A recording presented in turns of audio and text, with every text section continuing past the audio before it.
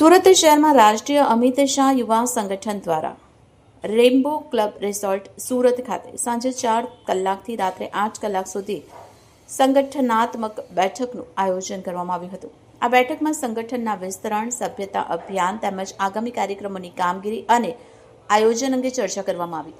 બેઠકમાં સંગઠનના મુખ્ય ઉપસ્થિતિ અતુલભાઈ વિશ્વકર્મા તેમજ જયભાઈ ડુંગરાણી, બાબુભાઈ માંગુકિયા સહિત સંગઠનના વિવિધ હોદ્દેદારો, કમિટી મેમ્બરો અને કાર્યકરો મોટી સંખ્યામાં ઉપસ્થિત રહ્યા હતા।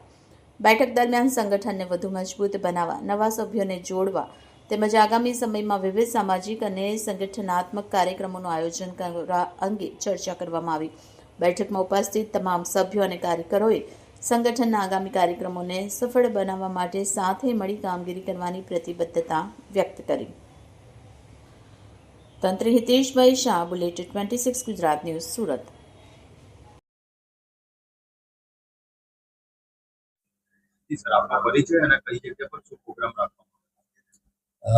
સૌપ્રથમ તો મારું નામ અતુલ વિશ્વકર્મા છે।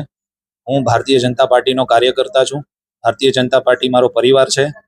આજ રોજ સુરત ખાતે રાષ્ટ્રીય અમિત શાહ યુવા સંગઠન, જે ભારતીય જનતા પાર્ટી પ્રેરિત છે, જે ભારતીય જનતા પાર્ટી કાર્યકર્તા, RSS કાર્યકર્તા અને પક્ષને સપોર્ટ કરશે અને આવનારા સમયમાં હિન્દુત્વ માટે અને રાષ્ટ્રહિત માટેના અનેકો કાર્ય કરશે।